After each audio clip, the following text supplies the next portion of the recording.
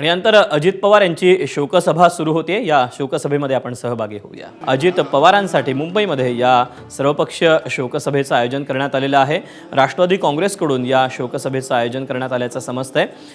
या कार्यक्रमासाठी केंद्रीय मंत्री नितीन गडकरी हे देखील उपस्थित राहणार आहेत असं बोललं जाते। याशिवाय मुख्यमंत्री देवेंद्र फडणवीस, उपमुख्यमंत्री एकनाथ शिंदे आणि सर्वपक्षीय नेते या शोकसभेसाठी उपस्थित राहणार आहेत। जय पवार यांनी कालपासून ते आत्तापर्यंत हा संपूर्ण कार्यक्रम, ही संपूर्ण शोकसभा व्यवस्थित कशा पद्धतीनं पार पडेल याची संपूर्ण पाहणी केलेली होती आणि काही वेळापूर्वीच ते प्रफुल्ल पटेल यांच्यासोबत या परिसरामध्ये या शोकसभेच्या ठिकाणी पोहोचले होते। अपडेट जाणून घेऊयात। सूरज सावंत आपला प्रतिनिधी आपल्यासोबत आहे। सूरज, किती वेळामध्ये या शोकसभेला सुरुवात होते? दीपक, अगदी थोड्याच वेळात या ठिकाणी सगळेच मान्यवर येताना आपल्याला पाहायला मिळत आहेत। काँग्रेसचे, राष्ट्रवादीचे आमदार, माजी मंत्री हे सगळेच आता वरळीच्या डोम येथे दादांच्या आठवणी संदर्भात किंवा त्यांच्या शोकसभेला या ठिकाणी उपस्थित राहताना पाहायला मिळत आहेत। आज खरं तर आर्थिक विधानसभेचं पहिलं दिवस होता आणि या दिवसांमध्ये जरी आपण पाहिलं तर प्रत्येकालाच आपल्या भावना या शोकाकुल झालेल्या होत्या। बोलताना देखील अनेकांचा कंठ त्या ठिकाणी दाटून आलेला होता। प्रत्येकांनीच दादांसोबत घालवलेले अनुभव किंवा त्यांच्यासोबत घाललेले ते आठवणी यांना उजाळा देताना आपल्याला पाहायला मिळत होते। त्यामुळे नुकतेच जर आपण पाहिलं तर काँग्रेसचे सर्वच आमदार आहेत, मंत्री आहेत, हे या ठिकाणी पोहोचलेले आहेत। राष्ट्रवादीचे देखील आमदार या ठिकाणी पोहोचलेले आपल्याला पाहायला मिळतात।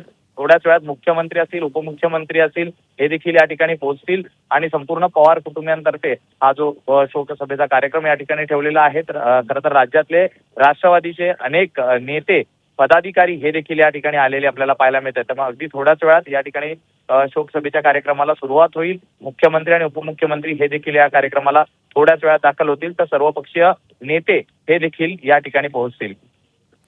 सूरज, आत्तापर्यंत अनेक मान्यवर आपल्याला या दृश्यांमध्ये पाहायला मिळत आहेत। प्रामुख्यानं माजी सरन्यायाधीश भूषण गवई, उद्योगपती गौतम अदानी हे देखील या शोकसभेसाठी उपस्थित असल्याचं पाहायला मिळते। आणखीन कुठले कुठले मान्यवर दाखल झालेत? नक्कीच दादांचे संबंध हे नुसते राजकारणापुरते नव्हते, तर राजकारणाच्या पलीकडे जाऊन देखील दादांनी अनेकांशी आपले संबंध जोपासलेले आपल्याला पाहायला मिळालेले होते। त्यामुळेच उद्योगपती या ठिकाणी गौतम अदानी हे आलेले आहेत, तर दुसरीकडे भूषण गवई हे सरन्यायाधीश होते, ते देखील या ठिकाणी आपल्याला पोहोचलेले पाहायला मिळतात। भाजपचे अनेक मंत्री हे देखील या ठिकाणी पोहोचलेले आहेत। काँग्रेसचे विश्वजित कदम असतील किंवा इतर बडे नेते, सतेज पाटील पासून इतर सर्वच नेते हे या ठिकाणी आता पोहोचताना आपल्याला पाहायला मिळत आहेत। त्यामुळे थोड्याच वेळात कार्यक्रमाला सुरुवात होईल आणि प्रत्येक जण दादांसोबतल्या ज्या आठवणी आहेत त्यांना या ठिकाणी उजाळा देताना पाहायला मिळतील। कारण दादांचं जे काम होतं हे नुसतं राजकीय क्षेत्रापुरतं मर्यादित नव्हतं, तर प्रत्येक संघटना असेल किंवा त्या जिल्ह्यांमधले अनेक दिग्गज जे होते त्यांच्यासोबत दादांचे वैयक्तिक संबंध हे देखील एकंदरीतच दादांचा जो वावर होता तो सर्वव्यापी होता हे देखील आपल्याला पाहायला मिळालेलं होतं।